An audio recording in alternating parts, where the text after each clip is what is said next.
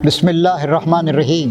قابل احترام ناظرین، السلام علیکم ورحمۃ اللہ وبرکاتہ۔ نبی کریم صلی اللہ علیہ وسلم کی ایک بہت بڑی خصوصیت یہ تھی کہ آپ انتہائی نرم مزاج و شریف النفس تھے۔ اللہ تعالیٰ قرآن شریف میں کہتا ہے انک لعلی خلق عظیم، یقیناً اے محمد صلی اللہ علیہ وسلم آپ اخلاق کے نہایت اونچے مرتبے پر فائز ہیں۔ ایک واقعہ میں اس سلسلے میں جو مدینہ میں پیش آیا آپ حضرات کی توجہ کے لیے پیش کرنا چاہتا ہوں آج کی نشست میں۔ زید بن ثعلبہ نام کے ایک صاحب تھے، مدینہ میں یہودی تھے، تورات وغیرہ کا بھی علم رکھتے تھے اور دیانتداری کے ساتھ وہ سمجھتے تھے کہ حضرت محمد صلی اللہ علیہ وسلم اللہ کے رسول ہیں اور وہی رسول ہیں جن کا ذکر تورات اور انجیل میں آ چکا ہے، لیکن وہ آزما کر دیکھنا چاہتے تھے۔ چنانچہ ایک بار ایسے ہوا کہ قحط کا زمانہ تھا اور لوگ بہت زیادہ پریشان تھے۔ زید بن ثعلبہ یہودی صاحب انہوں نے پیشکش کی کہ مجھ سے 80 مثقال سونا لے لیں اور اس کے عوض میں مجھے جب فصل پک جائے گی، فصل کاٹی جائے گی تو اتنی کھجوریں مجھے دے دیں۔ تو مقررہ جو ٹائم تھا اس میں 2-3 دن باقی رہ گئے تھے۔ زید بن ثعلبہ نے کہا کہ چلو آج حضرت محمد کو آزمائیں گے۔ چنانچہ نبی کریم صلی اللہ علیہ وسلم کسی جنازے میں امامت کرنے کے بعد اس سے فارغ ہو کر چند صحابہ کے ساتھ ایک دیوار کے سائے میں تشریف فرما تھے۔ تو زید بن ثعلبہ وہاں پر آئے اور آ کر انہوں نے سختی کے ساتھ رسول اللہ کا دامن کھینچا۔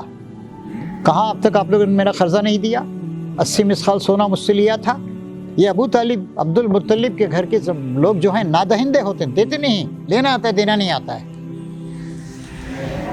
حضرت عمر رضی اللہ تعالیٰ عنہ جو بہت سخت مزاج تھے اور رسول اکرم صلی اللہ علیہ وسلم سے بہت زیادہ محبت کرتے تھے اور اس طرح کی باتوں کو برداشت نہیں کیا کرتے تھے، انہوں نے گرم نگاہوں کے ساتھ زید بن ثعلبہ کو دیکھا اور کہا خدا کے دشمن کیا بکتا ہے؟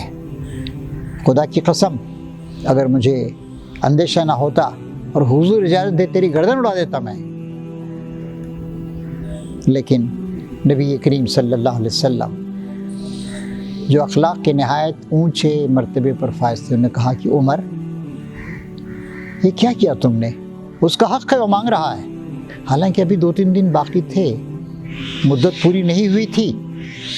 تو حضور نے فرمایا کہ عمر چاہیے تھا کہ تم مجھے حسن ادا کی تلقین کرتے کہ چلیے یا رسول اللہ 2-3 دن پہلے ہی دے دیجئے جب وہ مطالبہ کر رہا ہے، اور اسے حسن طلب کی تعلیم دیتے۔ لیکن یہ کیا کہ تم نے اسے ڈانٹ دیا؟ اس کا حق ہے۔ جب قحط کا زمانہ تھا، جب میں اور میرے ساتھی صحابہ کرام شدید مشکلات کا اور فقر و فاقہ کا شکار تھے، اس وقت اس شخص نے خود پیشکش کی اور 80 مثقال سونا ہمیں قرض دیا۔ تو صحیح طریقہ تھا اے عمر کہ تم مجھے حسن ادا کی تلقین کرتے اور اس شخص کو حسن طلب کے آداب سکھاتے، لیکن تم نے ڈانٹ دیا ہے۔ تو آپ نے کہا کہ اس کا قرضہ ادا کیا جائے، بلکہ عمر سنو ذرا، کچھ کھجوریں زیادہ دو، اس سے 15-20 سا ایک پیمانہ ہوتا تھا، اتنی کھجوریں اس کو زیادہ دو۔ تو یہ تھا نبی کریم صلی اللہ علیہ وسلم کا طریقہ۔ ہر وقت آپ نے شریفانہ طریقہ، محبت کا طریقہ، معاف کرنے کا طریقہ، نرمی کا طریقہ اختیار کیا۔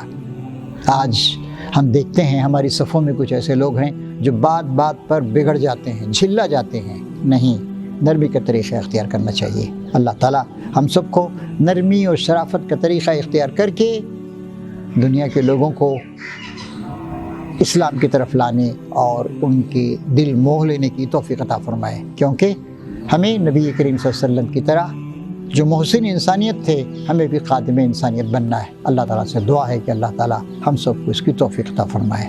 آمین یا رب العالمین۔ وآخر دعوانا ان الحمد للہ رب العالمین۔